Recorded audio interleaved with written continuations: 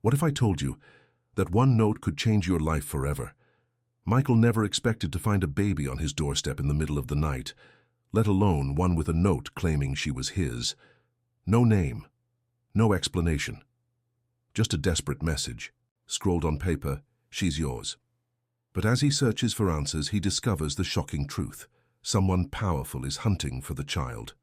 And now Michael is caught in a dangerous game where trust is a luxury, and every second could mean life or death. Who left the baby? Why is she in danger? And most terrifying of all, how far will he have to go to protect her?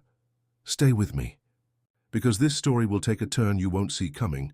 Welcome to a world of untold stories and shocking truths.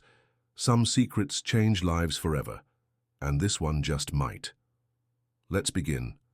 Michael's fingers trembled as he held the fragile bundle in his arms. The cold night air nipped at his skin, but the baby was warm, too warm. Wrapped in a faded pink blanket, the infant stirred slightly, letting out a soft whimper. Michael's pulse pounded in his ears as he stared at the tiny face, delicate and peaceful, unaware of the storm unraveling inside him. He hadn't heard a car, hadn't noticed any footsteps leading up to his doorstep. Whoever had left the baby had done so quietly, deliberately. His breath hitched as he reached for the note that had been tucked beside the baby in the basket. The paper was slightly crumpled, the ink smudged in places, as if it had been written in haste or desperation. His eyes skimmed over the words, his mind struggling to process their meaning. "Michael, I'm so sorry, I had no choice. Please take care of her, she's yours." The words felt like a fist slamming into his chest. His daughter. His knees buckled, and he collapsed onto the porch, the baby still clutched in his arms. The world around him blurred, his vision swimming as the note dangled from his fingertips. How? Why? Who had left this child here? A million thoughts raced through his mind, each more terrifying than the last. He'd never been in a serious relationship, never received a message from an old flame, never had any reason to believe that a child, his child, was out there. Yet here she was. The baby squirmed, her tiny face scrunching up, before letting out a soft cry. Instinct took over. Michael pulled the blanket closer around her and rocked her gently. "Shh, it's okay," he whispered, though his own voice shook with uncertainty. His front porch light flickered in the cold night air, casting long shadows across the empty street. Whoever had left her was gone now. Michael forced himself to move. With shaking legs, he pushed himself up and carried the baby inside. He closed the door behind him, locking it with a heavy click, as if that could somehow protect them from the chaos that had just walked into his life. He placed the baby on the couch, his hands hovering as he debated what to do next. He had no experience with babies. He barely knew how to hold one, let alone care for one. His life had always been structured: work, gym, sleep, repeat. Now, in the span of a few minutes, it had all changed. His gaze flicked back to the note. He read it. Again and again, each time the words felt more unreal. "She's yours." There was only one way to get answers. He needed to find out who had written it. His hands shook as he reached for his phone. He dialed the first number that came to mind, his best friend, Alex. The call rang twice before Alex's groggy voice answered. "Mike, it's almost midnight, man. What's wrong?" Michael opened his mouth to speak, but nothing came out. How could he even explain this? "Michael." "There's a baby," he finally blurted out. A pause. "What?" "A baby. On my porch. Someone left her here and—" His voice cracked. "The note says she's mine." The silence on the other end of the line stretched for a moment before Alex finally spoke. "I'm coming over." Michael let the phone drop to his lap. He glanced back at the baby, who had finally drifted off to sleep. Her tiny chest rose and fell in a slow rhythm. He felt something inside him shift. A feeling he didn't recognize, one that mixed fear with something dangerously close to attachment. Who was she, and why was she here? Michael sat motionless on the couch, staring at the sleeping baby, as if she held all the answers he desperately needed. The note still trembled in his fingers, the words, "She's yours," echoing in his mind like a haunting refrain. His thoughts were a tangled mess.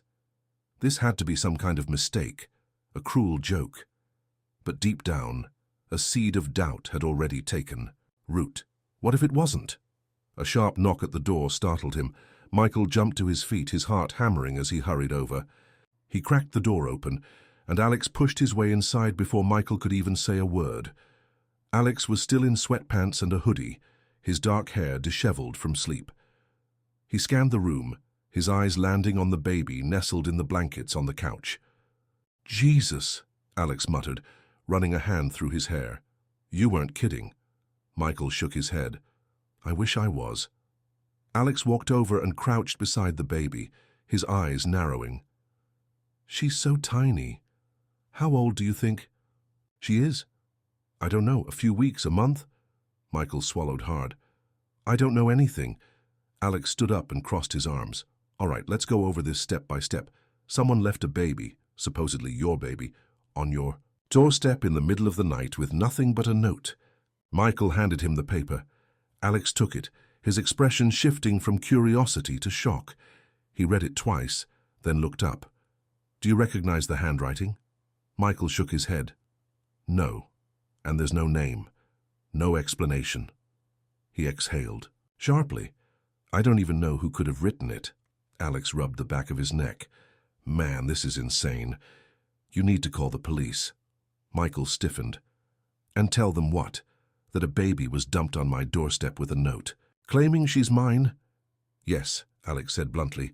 "This could be serious. What if the mother's in trouble? What if this isn't legal?" Michael clenched his jaw. He knew Alex was right, but something inside him hesitated. The way the note was written, it didn't feel like someone abandoning a child. It felt like someone protecting one. He glanced back at the baby, a quiet lump forming in his throat.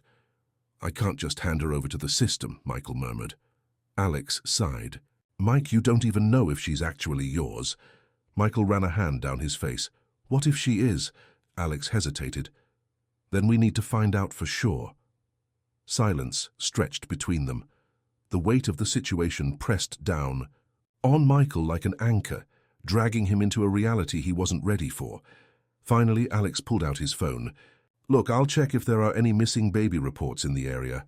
You," he gestured to Michael, "need to think about a paternity test." Michael nodded, but his thoughts were already elsewhere. He couldn't shake the feeling that this wasn't random. Whoever had left this baby wanted him to find her. But why? As Alex scrolled through his phone, Michael moved toward the baby and hesitantly reached out. His fingers brushed against her tiny hand, and almost instantly, she curled her fingers around his. Something inside him cracked. He didn't know her name. He didn't know where she had come from. But in that moment, Michael knew one thing for certain. He would protect her. Michael barely slept that night. Every time he closed his eyes, his mind spiraled with questions. Who left her? Why me? What if she really is mine? The baby stirred occasionally, letting out soft cries that sent him scrambling to soothe her, though he had no idea how. He spent the night watching baby care tutorials on his phone, carefully feeding her a bottle of formula Alex had picked up from a 24-hour store. By morning, exhaustion clung to him like a heavy blanket, but his resolve was sharper than ever. He needed answers. Alex, who had fallen asleep on the couch, woke up groggily as Michael paced the living room. "You look like hell," Alex muttered, rubbing his eyes. Michael barely acknowledged him. "I'm going to get a paternity test today."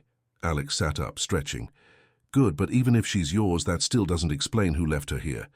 Michael's jaw tightened. "I know." He glanced at the note on the coffee table, its words burning into his brain. Alex sighed. "Okay, but while you're at it, we should also check security cameras in the area. Neighbors, gas stations, anything nearby. Someone had to have seen something." Michael nodded. It was a solid plan. But before anything else, he needed to prove if this child was actually his. A few hours later, Michael stood in a sterile clinic, staring at the swab test in his hands. The nurse gave him a reassuring smile. "Just a quick swab inside your cheek, and we'll do the same for the baby. Results should be available in a couple of days." Michael nodded stiffly and did as instructed. The baby, whom he had carefully wrapped in a warm blanket, barely made a sound as the nurse gently took her sample. As he left the clinic, a strange sensation settled over him, a mix of dread and anticipation. If the test came back positive, his life would change forever. If it was negative, he had no idea what he would do. That evening, Alex showed up with new information. "All right, so I asked around. Old Mr. Jenkins across the street has a security camera facing your house. I checked. The footage." Michael's stomach twisted. "And?" Alex hesitated. "You're gonna want to see this." He pulled up the video on his phone and handed it over. Michael's heart pounded as he hit play. The footage was grainy but clear enough. Around 11:47 p.m., a hooded figure approached his doorstep carrying a small bundle. The person paused, adjusting the blanket around the baby before gently setting her down. Then they hesitated. For a long moment, they just stood there staring at the door as if debating whether to knock. Michael leaned in, his eyes narrowing. The figure was slender, possibly a woman. Then, in a sudden motion, they placed the note beside the baby, turned, and rushed away. His grip on the phone tightened. "Who was she?" Alex exhaled. "No car, no visible face. She came on foot, which means she's either from the neighborhood or parked far enough away to avoid cameras." Michael replayed the moment over and over. Something about the way she lingered, the hesitation, the care she took to tuck in the baby. It didn't feel like someone abandoning a child. It felt like someone saying goodbye. His chest ached. Alex studied him. "What's your gut telling you?" Michael swallowed hard. "That she wanted me to find her, that she knew I would. And that terrified him more than anything, because it meant whoever this woman was, she had chosen him for a reason, and he needed to find out why." Michael couldn't stop staring at the blurry figure in the footage, the way she had paused, the way she had hesitated. This wasn't someone abandoning a child on a whim. This was something else, something far more complicated. He replayed the video, watching the way she gently adjusted the baby's blanket before stepping away. His gut twisted. Who was she? A sudden thought struck him. "The note," he muttered, turning sharply toward Alex. Alex frowned. "What about it?" Michael grabbed the crumpled piece of paper and spread it out on the table. "It was written in a hurry, right? But look at the way the letters are formed. The strokes are careful, deliberate. Someone who was emotional but still trying to make it legible." Alex leaned in, rubbing his jaw. "So, what are you thinking?" Michael hesitated before saying the words that had been circling in his mind for hours. "She knew me." Alex's brows lifted. "That's a big assumption." "No." Michael shook his head. "She didn't just leave a baby at a random doorstep. She left her at my doorstep. And she wrote my name. She wasn't guessing. She knew who I was." Alex was silent for a long moment. Then he exhaled sharply. "Okay, let's say you're right. That means this woman, whoever she is, wanted you to take care of this baby, but why?" Michael swallowed hard. He didn't have an answer for that. But one thing was certain. He needed to find her. The first clue. The next morning, Michael woke to the soft murmurs of the baby stirring beside him. He had spent the night sleeping on the couch, the tiny bundle curled safely in a makeshift crib. His body was exhausted, his mind even more so, but he had a plan. Alex had already started checking surveillance footage from nearby stores and gas stations. If the woman had come on foot, there was a chance she had been caught on another camera. But Michael had his own idea. He picked up the note again, scanning the letters carefully. Then a detail caught his eye, something he hadn't noticed before. The ink. There was a faint smudge at the bottom corner just below where the paper folded, a tiny stain. Michael narrowed his eyes. He rubbed his thumb over it and a faint reddish hue came away. Lipstick. His pulse quickened. Whoever had written this had kissed the paper. Not an accident. Not just a hurried goodbye. A farewell. A whisper of something more. Michael clenched his jaw. This wasn't just about the baby. This was about him. A voice from the past. Michael pulled out his phone, his hands shaking as he scrolled through old messages. He hadn't been in a serious relationship in a long time, but there had been people in his past. people who had disappeared, people who might have had reasons to keep secrets. And then he found it, a text from Emily Carter. The last message was over a year old. Her simple, vague goodbye, no explanation, no warning, just, "I wish things could have been different. Take care, Michael." Michael's breath caught in his throat. Emily. They had met briefly, a whirlwind romance, short-lived, but intense. And then, suddenly she had vanished. No explanation, no closure. And now a baby had appeared at his doorstep. His chest tightened. Was it possible? Had Emily been hiding something all this time? And if so, why was she running? His grip on the phone tightened, as an unsettling thought crossed his mind. If Emily had gone to such lengths to keep the baby a secret, if she had been forced to leave her behind, then what exactly was she afraid of? Michael stared at Emily's last message, his heart pounding in his chest. "I wish things could have been different. Take care, Michael." It wasn't just a goodbye, it was a warning, a quiet, desperate way of saying, "I can't tell you everything, but I have to leave." His fingers hovered over her contact. He hadn't spoken to her in over a year. Would she even answer? Had she changed her number? Was she still alive? The thought sent a chill through him. He inhaled sharply and pressed call. The line rang once, twice. Then to his surprise it connected, but no one spoke. Michael's pulse thundered in his ears. "Emily?" Silence. A faint sound, like a shaky breath, filtered through the speaker. Then, finally, a whisper. "Michael?" His grip tightened on the phone. "Emily, it's me. He glanced at the baby, still sleeping peacefully in the crib. "I need answers." A long pause. Then her voice, barely above a whisper. "You weren't supposed to find out." Michael's throat dried. "Find out about what? That I have a daughter?" Another silence. Then she whispered, "She's in danger." His blood turned to ice. "What?"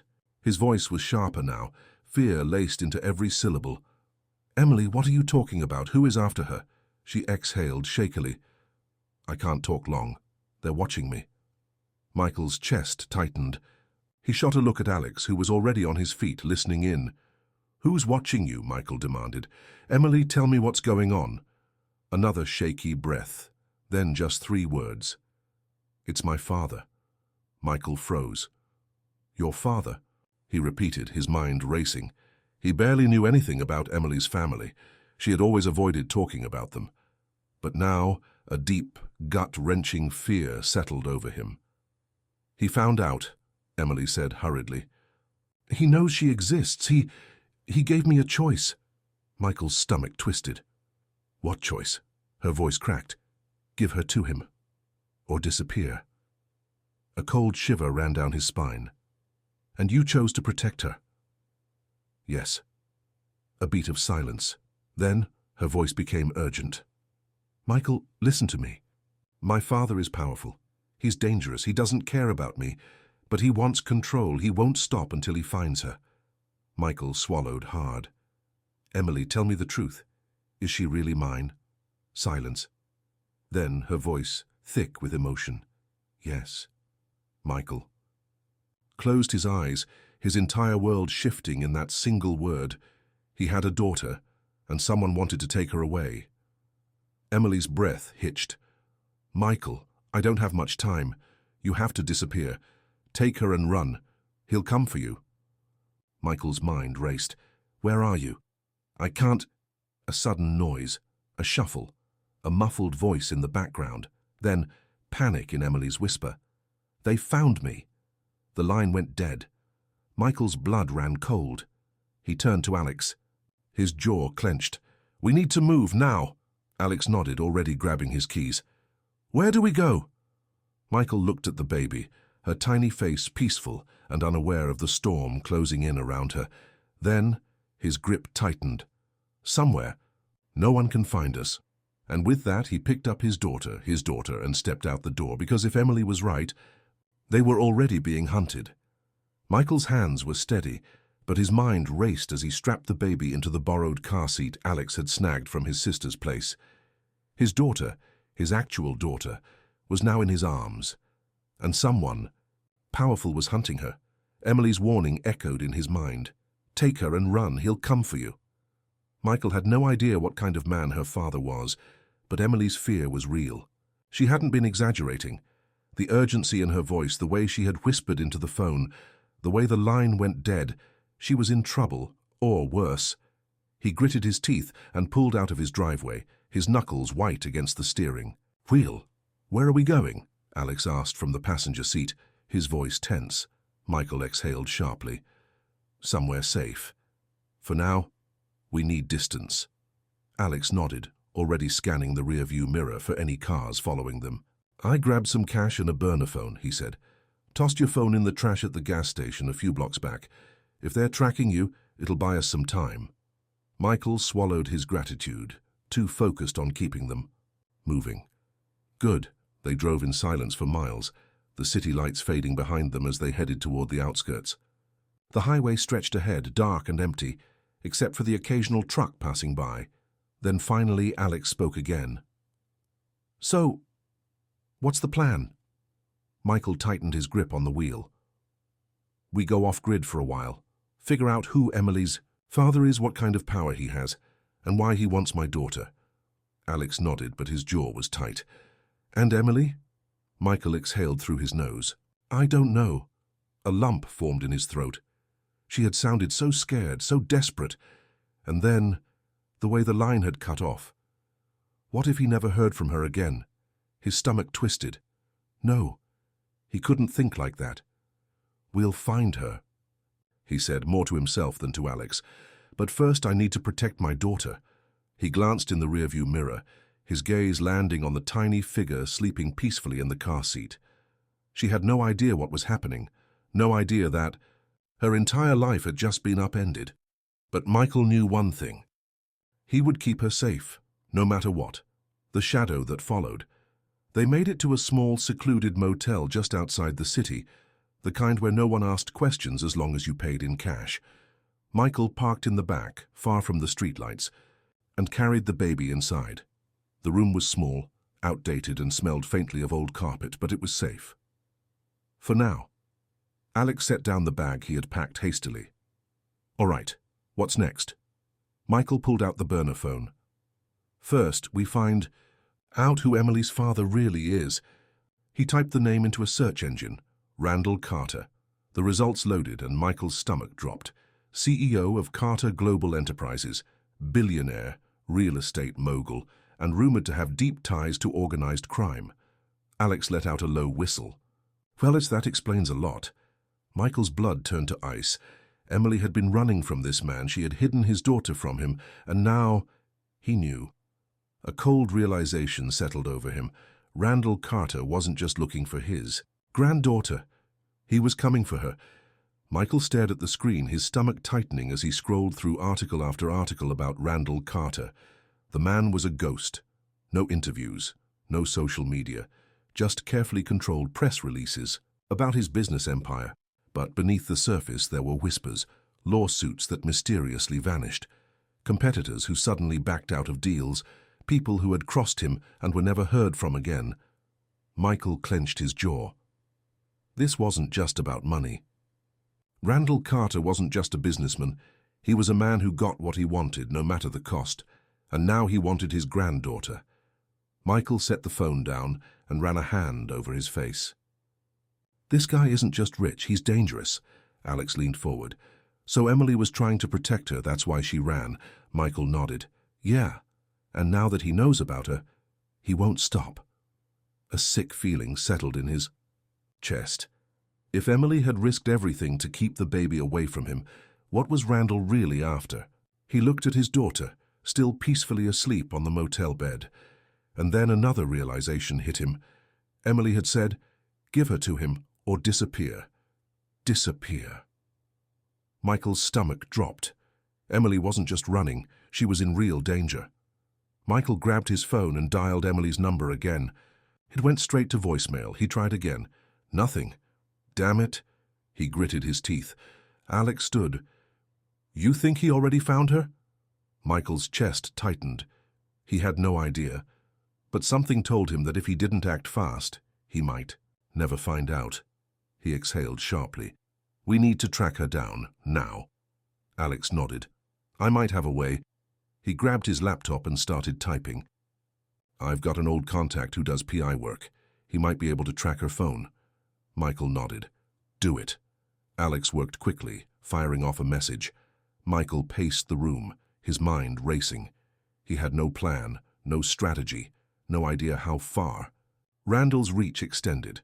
But one thing was clear: Emily was running out of time, and if Randall Carter got to her first, Michael might lose everything. The warning. The room was silent except for the hum of Alex's laptop. Minutes dragged into an hour, then finally Alex's phone buzzed. He snatched it up, reading the message. His face paled. "What?" Michael demanded. Alex swallowed hard. "She used her credit card an hour ago." He turned the screen to Michael. "At a gas station just outside the city." Michael's pulse spiked. She was close. He grabbed his keys. "We're going after her." Alex stood. "Mike, slow down. If we can track her, so can Randall." Michael's jaw tightened. "Then we have to find her first." Alex exhaled but nodded. "All right, let's move." Michael carefully lifted the baby, cradling her against his chest. She stirred but didn't wake. He looked at her tiny face, his heart squeezing. Then, with a deep breath, he walked out the door, because he wasn't just fighting for answers anymore. He was fighting for her, and he would do whatever it took to keep her safe. The highway stretched endlessly before them, the city lights fading in the rearview mirror. Michael's grip on the steering wheel was tight. His jaw clenched. The gas station was just 10 miles ahead. Emily was close. But so was Randall.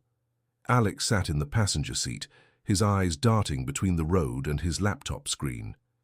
"Still, no activity on her card since the gas station," he muttered. "But that doesn't mean she's alone." Michael's stomach churned. If Randall's men had found her, she might already be in danger. The baby let out a soft noise from the car, seat in the back. Michael's heart clenched as he glanced at her in the mirror. She had no idea what was happening. No idea that the world she had been born into was already trying to claim her. "Over my dead body." He pushed the gas pedal a little harder. The minutes felt like hours. Finally, the neon glow of the gas station came into view. It was nearly deserted except for a single black SUV parked near the side. Michael's breath hitched. Something wasn't right. He pulled in slowly, parking behind the building where they wouldn't be seen. He turned to Alex. "Stay with her." Alex gave a firm nod. "Be careful, man."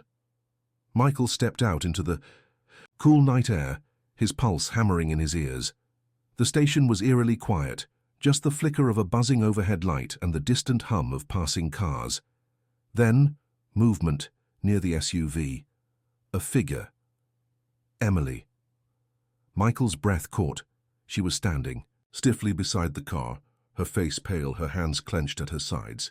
And beside her, gripping her arm tightly, was a man in a dark suit. Michael didn't need an introduction. Randall Carter's men had found her, and they weren't letting her go. The confrontation. Michael stepped forward. "Let her go." The man turned, his expression unreadable. Emily's eyes widened as she saw Michael, a flicker of relief crossing her face before fear returned. The man tilted his head. "Mr. Decker." His voice was calm, too calm. "I was wondering when you'd show up." Michael's blood ran cold. They had been expecting him. Emily swallowed hard. "Michael, you need to go, now." Michael ignored her. He locked eyes with the man. "I don't know what kind of game you're playing, but you're not taking her. Or my daughter." The man's lips twitched into a smirk. "That's not up to you." Then, before Michael could react, he pulled a gun. Emily gasped. Michael's muscles tensed. He had no weapon, no backup, nothing but raw determination. "Get in the car, Emily," the man said smoothly, "or I'll take her myself." Michael's hands curled into fists. "Think, find a way out." A sudden shout. Then, a crash. The man staggered as something slammed into him from behind. Alex. He had grabbed a metal pipe from the side of the building and struck the man across the back. The gun clattered to the ground. Michael moved fast. He lunged, shoving the man backward before grabbing Emily's wrist. "Run!" They sprinted toward the car.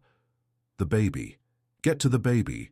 Alex was already throwing open the passenger door as Michael and Emily dove inside. Go, go, Alex yelled. Michael slammed his foot on the gas. The tires screeched as they peeled out of the lot. In the rearview mirror, the man was already getting up, but they were gone. For now. The escape. The road blurred under the headlights, but Michael couldn't slow down. Not yet. Emily sat in the back seat, clutching the baby to her chest, her breath ragged. Alex was panting. Beside him. Nobody spoke for a long time. Finally, Michael broke the silence. You need to tell me everything. Emily swallowed hard. Randall, he's not after her because he wants to raise her. Her voice trembled. He wants control. Michael's grip tightened on the wheel. If he has her, he has leverage over me. Over my mother's inheritance. Over everything. Michael's stomach churned. It had never been about family. It had always been about power. Emily's voice cracked. He won't stop, Michael. Michael's jaw clenched. He looked at the baby, sleeping peacefully despite the chaos. Then he made a decision. No, he said firmly. We stop him. Emily's breath hitched. Alex glanced at Michael, eyebrows raised. Michael's voice was low, unwavering. We don't run. His eyes burned with determination. We fight back. Emily exhaled shakily, meeting his gaze. And for the first time, she didn't look afraid. She looked ready. Michael looked back at his daughter. Randall Carter had made a mistake. He had gone after the wrong family. And Michael, he was about to prove it. If this story resonated with you, please hit the like button to show your support. It truly helps me bring more impactful stories to you. If you haven't already, subscribe and turn on notifications so you never miss out on more emotional, thought-provoking tales. I'd really love to hear your thoughts. Comment below and share. What part of the story touched you most, or how it made you feel? Your feedback means the world and shapes the future of the channel. Thank you for being part of this community.